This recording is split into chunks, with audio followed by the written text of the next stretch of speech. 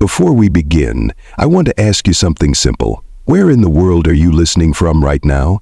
Maybe you're on your morning walk, maybe you're resting after a long day, or maybe you're like me, sitting with a warm cup of tea, ready to hear something real. Wherever you are, I see you, I thank you, and I'm so glad you're here.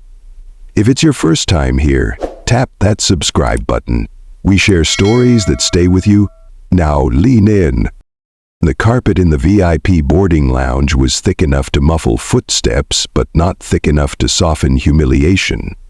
Simone Clark adjusted the collar of her navy moule cardigan as she stepped up to the velvet rope that separated the first-class lane from the rest of the world. Her carry-on bag was leather, worn but cared for. Her shoes were orthopedic, stylish but meant for walking, and her presence graceful, unapologetic. The gate agent barely glanced up before stepping in her path. "I'm sorry, ma'am, this lane is for first class only." Simone blinked, tilted her head ever so slightly. "I am flying first class?" The agent's brows lifted, performative surprise. She turned to the younger blonde assistant beside her, whispered something. They both looked back at Simone. "Would you mind stepping to the side for a moment? We just need to confirm your boarding information." The white man behind Simone, pressed gray suit, Bluetooth earpiece, too much cologne, didn't wait. He breezed past her and the agent smiled up at him like an old friend. "Welcome aboard, Mr. Adler." He didn't even glance at Simone. Simone said nothing. She reached into her handbag, slowly, precisely, and pulled out the paper boarding pass. Gated barely looked at it. "Okay. I'm not seeing your name on our priority list. You might have been upgraded by mistake." "Priority list?" Simone's voice was even, patient. "I purchased this ticket 2 months ago." Now the blonde assistant spoke up. "Sometimes our system flags anomalies. You'll just need to re-verify with the service desk." A soft voice behind Simone murmured, "Wow." It came from a younger black woman in a travel hoodie. She was filming. Casually, phone angled downward, but camera definitely rolling. Simone still hadn't raised her voice. "I'll ask once more, is there a reason I'm being asked to move aside while that man was welcomed without question?" The main agent, who wore a crisp navy uniform and a name tag that read Karen M., smiled tightly. "Ma'am, we're not making this about anything. We just need you to follow standard verification procedures. It's routine." "Routine," Simone repeated. "Exactly." Another passenger, white, older, middle seat, leaned over from the business class line.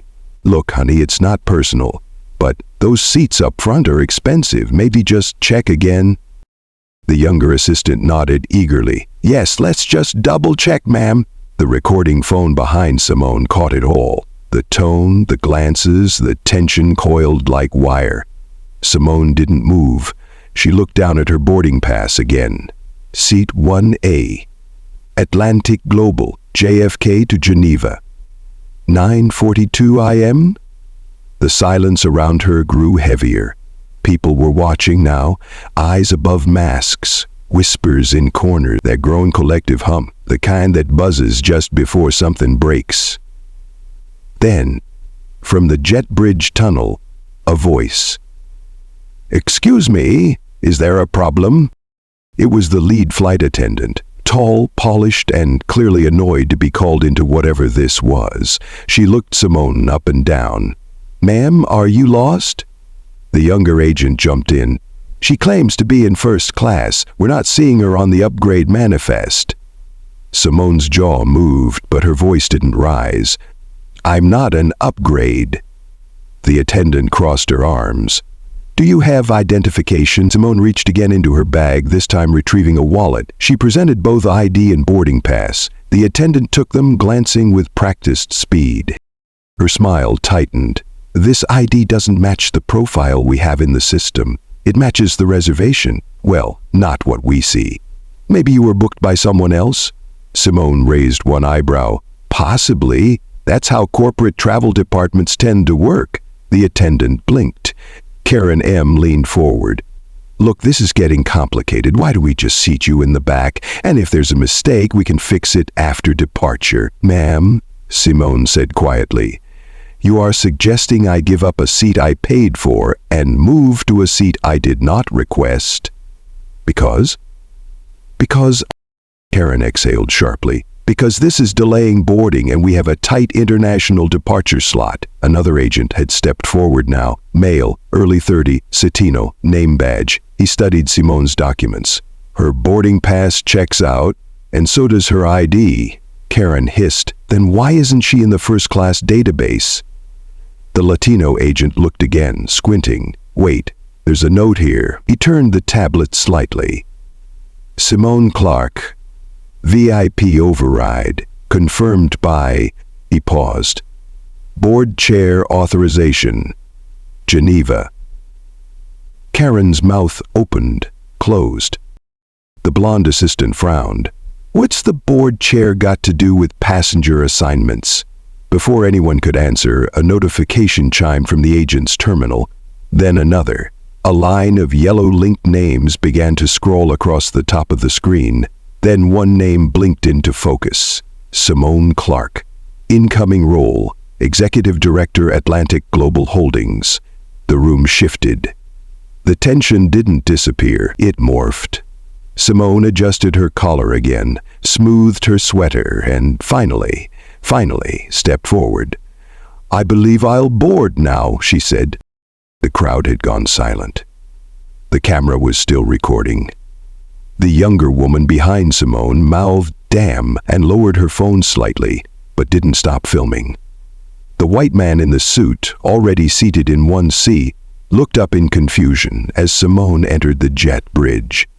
She passed by him with a glance that did not linger. The flight attendant followed quickly behind. Ma'am, I apologize for the confusion. Had we known? Simone turned. You didn't need to know. You needed to believe. She didn't say it loud, but the words hit hard. The kind of quiet truth that echoes louder than shouting ever could. And as Simone Clark took her seat 1A and buckled in, her phone buzzed. One new message. All department heads in Geneva are online, standing by for your signal. Simone closed the phone, folded her hands in her lap, and waited. Because sometimes the boarding process reveals more than a flight manifest ever could. The man in seat 3D had seen things before. Not combat, not loss. He wasn't a soldier, he was a private wealth advisor out of Connecticut. But he'd spent 20 years flying first class, and he could tell when something wasn't adding up. He leaned slightly forward now, arms crossed over his linen blazer. His drink was still on the tray, untouched. He was watching the woman in 1A. When the gate incident happened, he'd assumed it was some mix-up. Maybe she'd grabbed the wrong seat.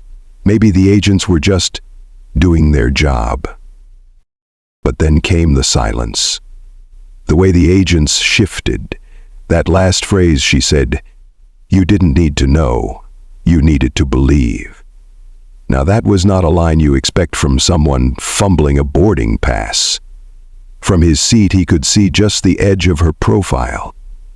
Dignified, serene. No fidgeting, no glancing around. She sat like she belonged there, or like the plane belonged to her. He tapped the rim of his drink glass, still no sip. His fingers moved slowly to his watch, double-checking the flight time. He wasn't watching the time. He was watching her. In the galley behind first class, tension simmered beneath stainless steel. Jasmine, the junior flight attendant, leaned closer to Curtis, her senior. You saw the override, right? The Geneva one? Curtis nodded, lips tight. That's not something we usually see.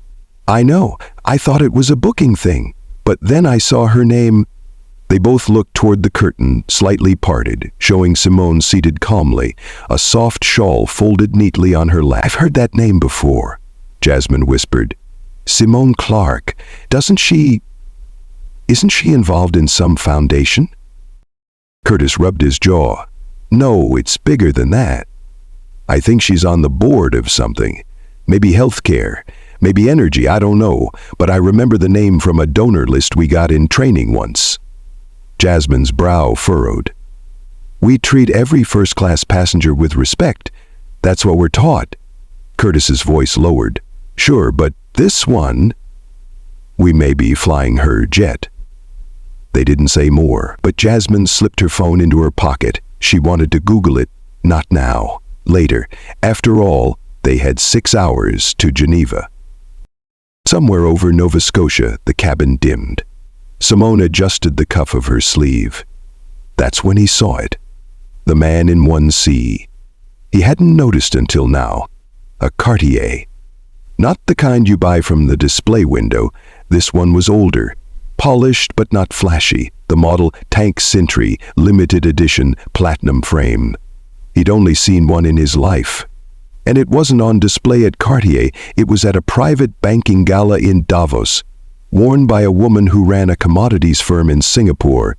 Worn by a woman who ran a commodities firm in Singapore. Worn by a woman who ran a commodities firm in Singapore. Worn by a woman who ran a commodities firm in Singapore. Worn by a woman who ran a commodities firm in Singapore. Worn by a woman who ran a commodities firm in Singapore. She had bodyguards. His eyes drifted to Simone's hands. No shaking. No anxious tics. They rested lightly on her lap, steady, as if decades of boardroom pressure had long since taught them how to be still.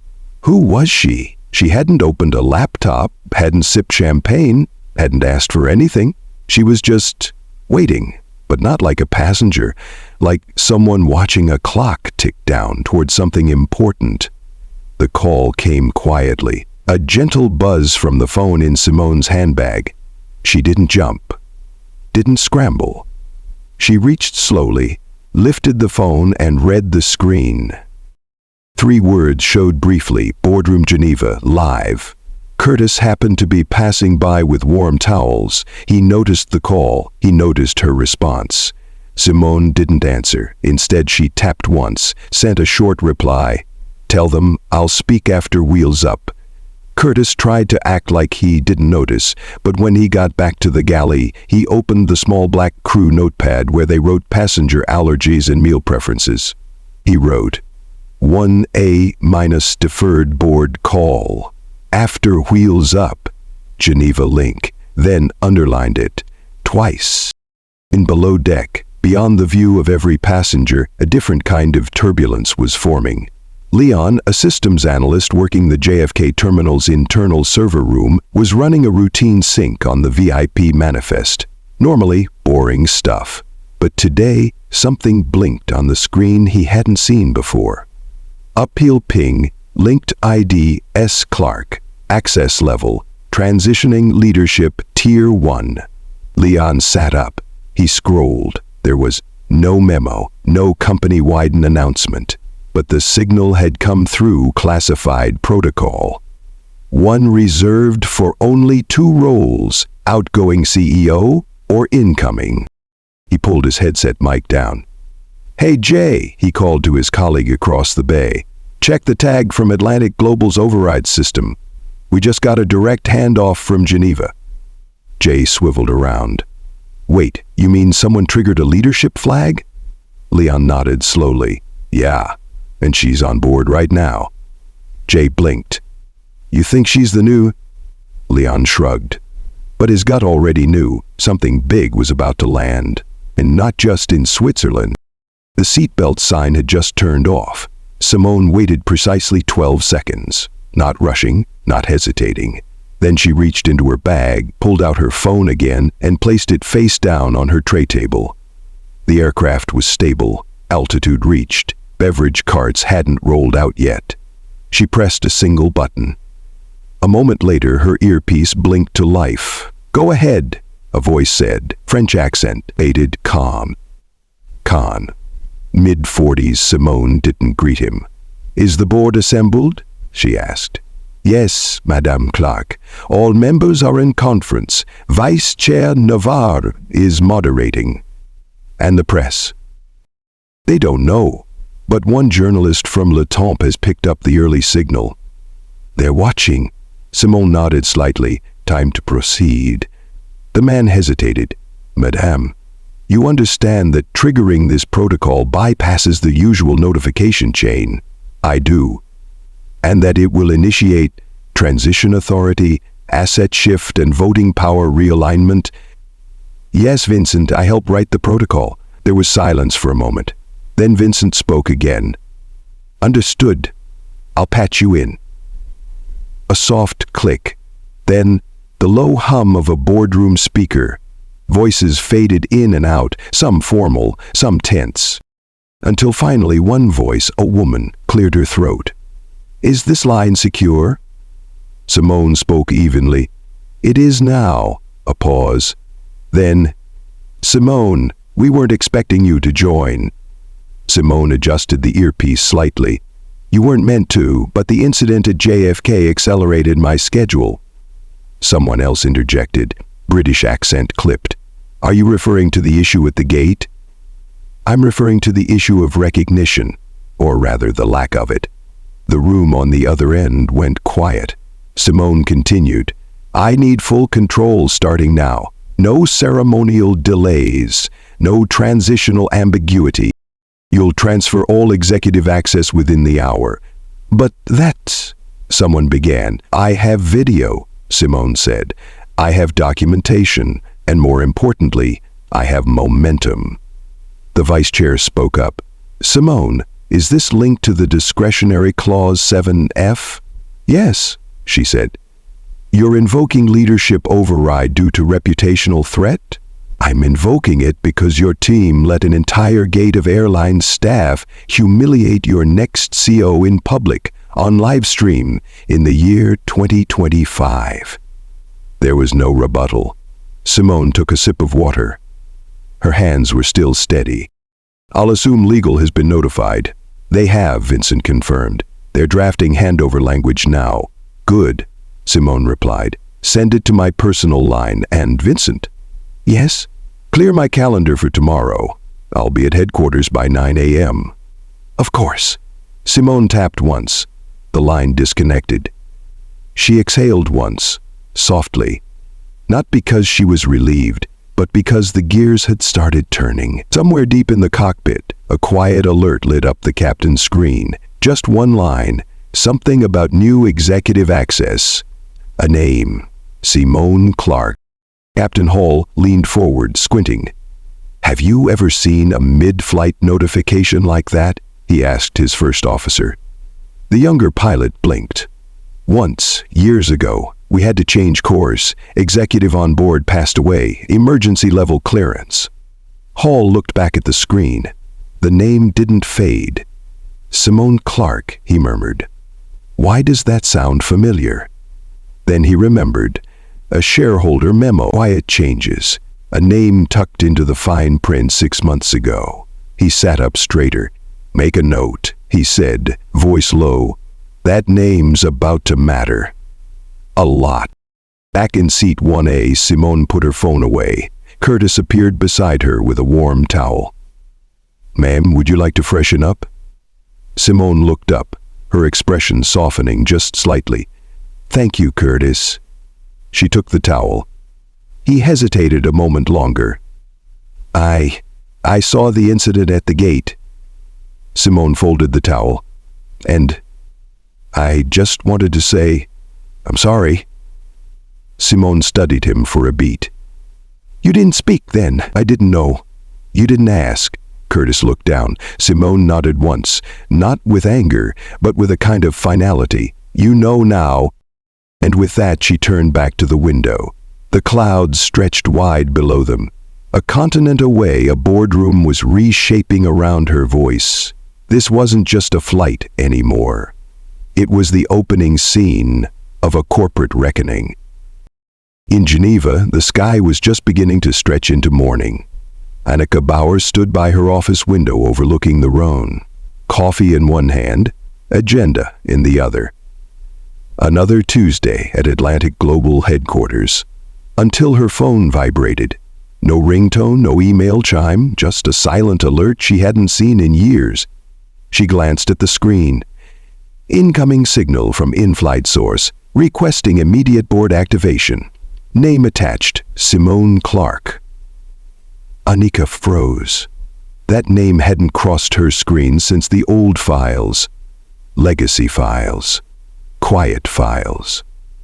And now? Someone had pulled her from the archives and put her front and center. Another notification flashed. Priority executive restructure. Details follow. Anyeka set the coffee down. Okay, she whispered, already walking toward her desk. So this isn't just Tuesday anymore. Back on the plane, Simone opened her tablet with the same precision she once used in closed-door negotiations. She typed slowly, clearly, without hesitation.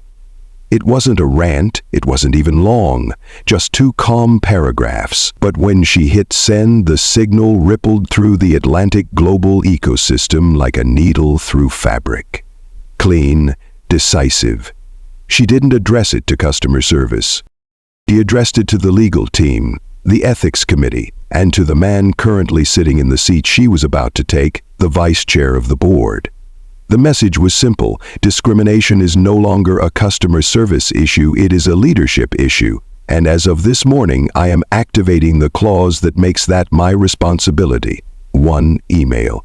But it changed the gravity of the entire flight, and on the ground in a quiet compliance office, someone muttered, "She just put the system on notice."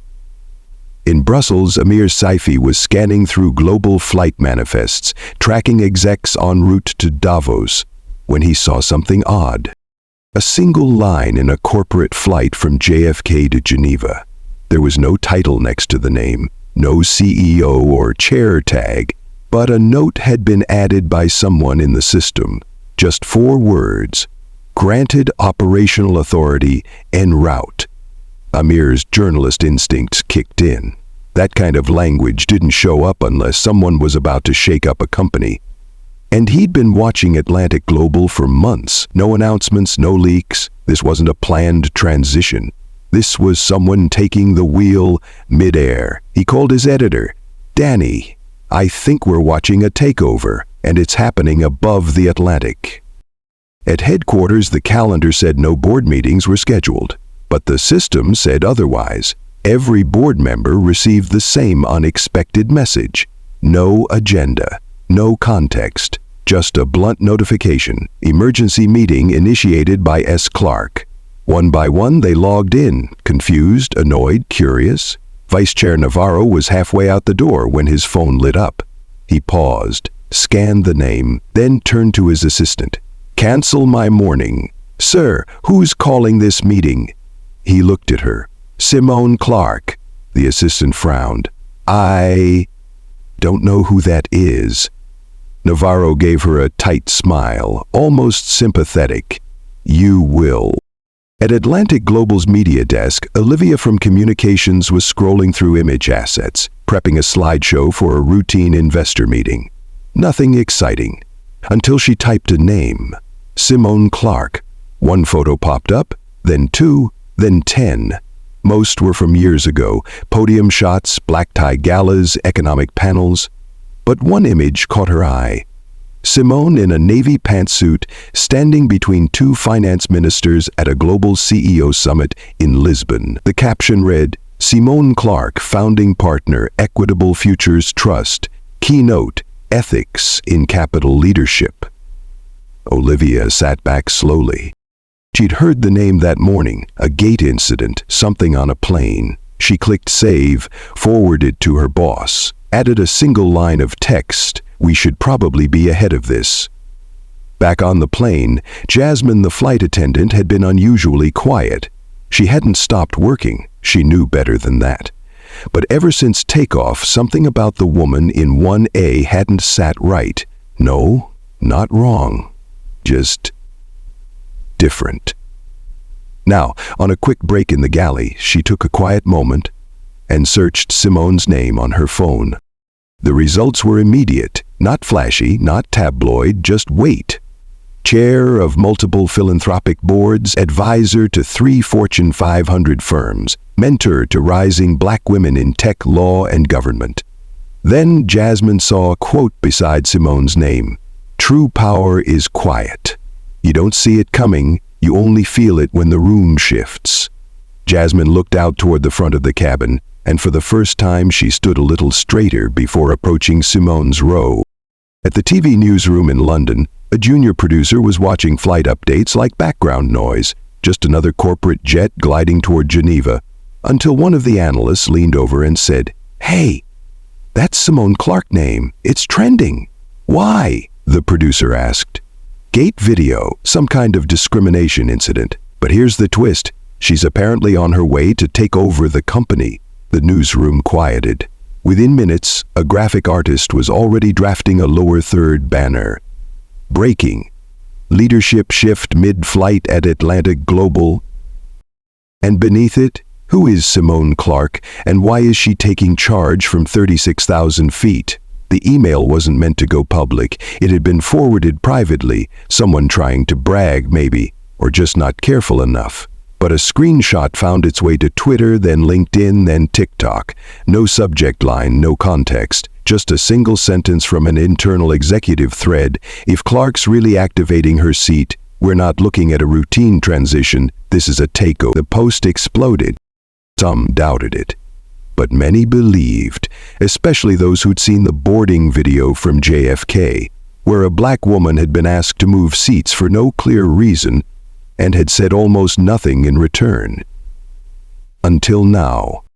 Paul Whitford, the CEO of Atlantic Global, at least for the next few minutes, had just stepped out of a panel in Davos, where he'd spoken about executive resilience in a volatile market. The irony would hit later. His assistant rushed over, phone in hand. "Sir, there's a call from Geneva. They need you on video." Paul nodded and walked briskly to the suite upstairs. He tapped into the boardroom line. Nothing. Tried again. Still nothing. Then his assistant, eyes wide, pointed to a live stream on her tablet. Internal feed, Geneva Boardroom. The meeting was already underway, and it had concluded in a disaster.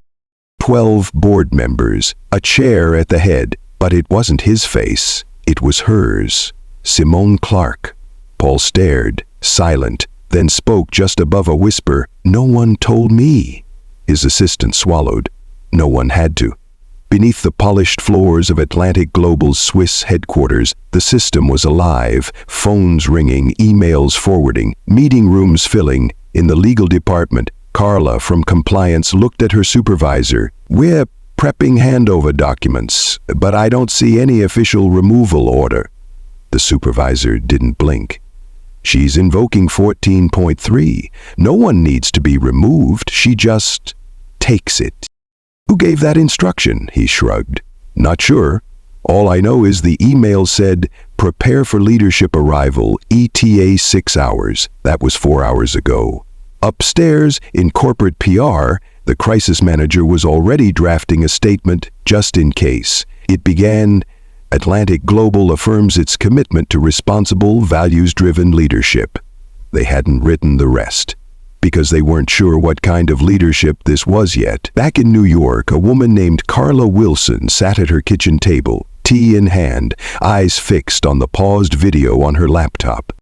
There she was, Simone Clark, standing calmly at the gate as 2 airline employees tried to move her. Carla had been 5 rows behind when it happened. She'd filmed some of it, uploaded it to her social media. Now, with the news unfolding, she opened her email. She began to type, "To whom it may concern, I was present at Gate 34 when Ms. Clark was publicly challenged despite showing full documentation. I feel it's important to say she handled herself with dignity, but the system failed her." She clicked send. She wasn't the only one. By the time Simone's flight passed over Ireland, 12 other passengers had written in, not because she asked, because they felt the shift and wanted to be part of it. Simone didn't rush. She sat upright in her seat as if the altitude had no bearing on her calm. She reviewed the letter once more. The subject was plain: leadership transition, effective immediately. The language was careful but final. It thanked the board for their trust, outlined her assumption of operational authority, named key priorities: ethics, equity, structural accountability, and at the bottom, it held her name. Simone Clark, incoming Executive Director, Atlantic Global Holdings. She tapped send. The message landed in Geneva 7 minutes before the plane touched down. Inside the boardroom, the vice chair read the email, looked at the others, then simply said, "It's done." As the wheels lowered on approach, Simone looked out the window. Her voice was quiet, barely louder than a breath, but the flight attendants standing nearby heard her just fine. "And starting today, I give the orders." The boardroom wasn't grand, just glass walls and silent tension. But as Simone stepped into that space, tailored coat, black leather bag in hand, chairs shifted. A few people stood instinctively. Others hesitated, then rose slowly, unsure if they were honoring tradition or bracing for impact. No announcement, no introduction. She walked straight to the head of the table and sat. One board member, silver-haired, restless, finally broke the silence. "I think we deserve some clarification," he said. "Under what authority do you believe you can lead this room?" Simone didn't blink.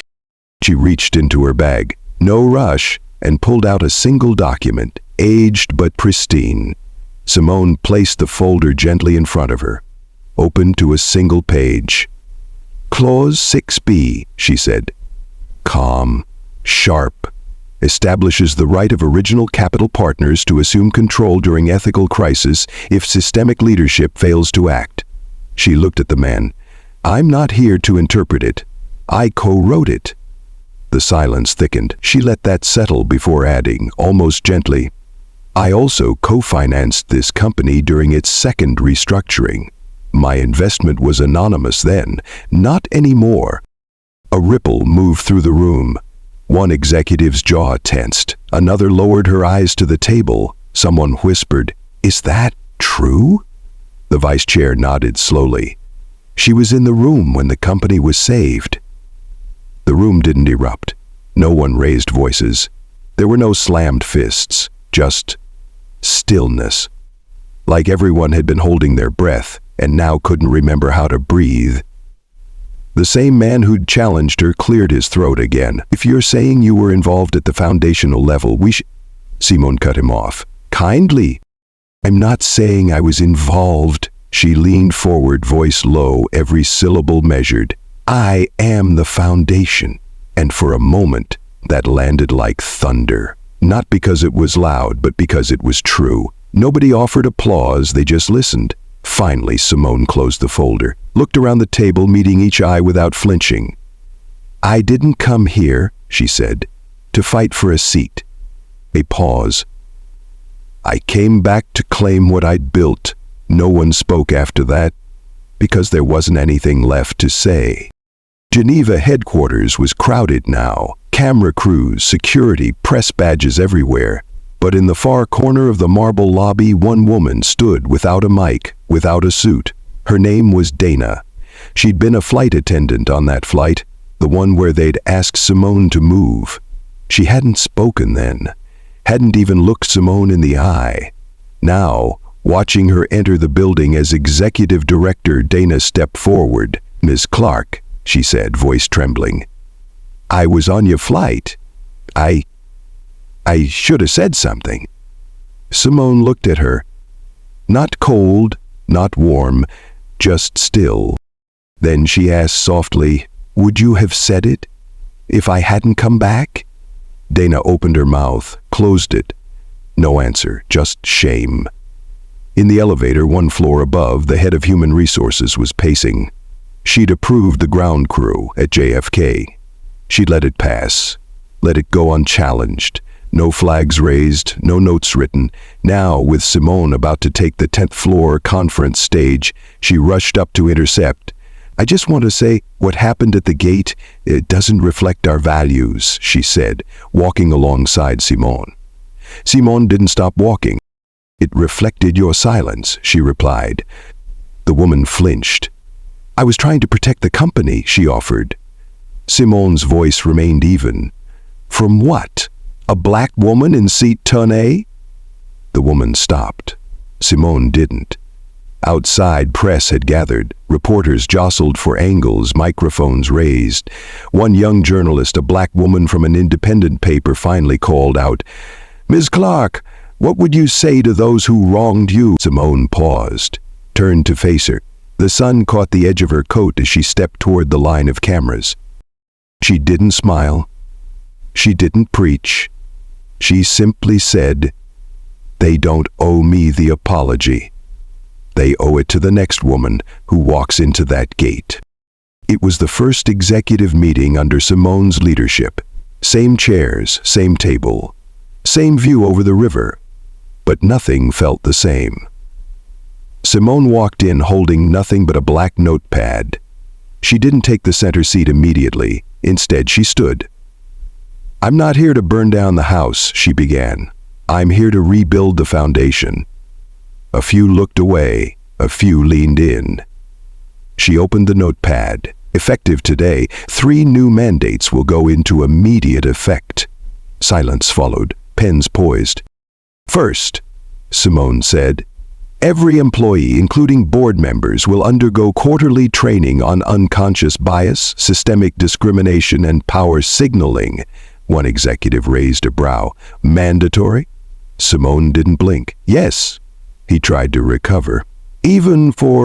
Especially for leadership," she said, slicing through the room. A few heads nodded slowly. She continued, "This isn't punishment. This is recalibration. The systems we inherited were built for a different era. If we don't adjust, we become artifacts, not leaders." "Second," she said, "Atlantic Global will install an independent monitoring system for all customer-facing protocols, including boarding interactions." Now the room stirred. "Privacy," someone began. "Protection," Simone cut in. "For both the employees and the passengers. The goal isn't surveillance, it's accountability." She looked around the room. "You can't change what you don't measure." "Third," she said, "all internal promotion tracks will be audited. No more tap-on-the-shoulder advancement. No more closed doors." She paused. "I know what it's like to be the most qualified person in the room and still be the last to be seen." This time no one challenged her. They just listened. Simone finally took her seat, folded her hands, looked each person in the eye. "You thought change meant someone had to leave." A pause. "I'm here to prove change means someone finally stayed." No one applauded, but no one forgot that sentence either. It was the company's first public forum since the reforms began, held in a community center, not a ballroom. Reporters were there, sure, investors too, but today wasn't about them. It was about the people who flew, the people who served, the people who were rarely in the room. At the back of the hall, a mother and daughter stood quietly, just watching. The girl wore bright yellow, a little too big for the folding chair, hands folded in her lap.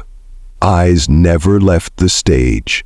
Her name was Amina. She was 12, and she had never seen a black woman lead a stage like that. After the forum, the crowd gathered for photos. Simone was talking to the mayor when Amina slipped between 2 adults, gently tugged her mother's sleeve. "Can I go say something?" The mother hesitated, then nodded. Amina walked up to Simone, quietly, respectfully. The crowd parted. Not because of who Amina was, but because of who Simone had just become. "Hi," the girl said. "I just wanted to tell you, you look like someone important." Simone smiled, kneeled just slightly to her height. "Well, thank you," she said. "So do you." Amina giggled. "No, I'm just here with my mom." "What's her name?" Simone asked. The girl turned. "That's her?" "Denise. She used to work for your company, but they let her go. She said she spoke up too much." Simone's face changed. A small shift. Recognition. She stood, looked at Denise, then back at the girl. "And what about you?" she asked. "Do you speak up?"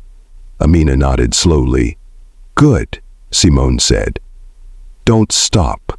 The press thought the event was over until Simone took the mic one last time. Before we close, she said, "I'd like to invite two guests up here with me." She turned to Amina and her mother. "They remind me of why this work matters, of how easy it is to lose voices when we stop listening." They joined her on stage. No fanfare, no slogans, just presence. Three black women, one grown, one rising, one learning, standing under lights that had too long ignored them. Later that night, Amina asked her mom if she could stay up to write something. She didn't know if Simone would ever read it, but in a pink notebook she scribbled, "One day, I want to wear a coat like that, and sit in a chair like that, and not ask permission first." Her mother kissed her goodnight, and for the first time in a long while, Denise whispered to herself, "She might just do it." 2 months later, no press release, no headlines, just a quiet memo from the executive office.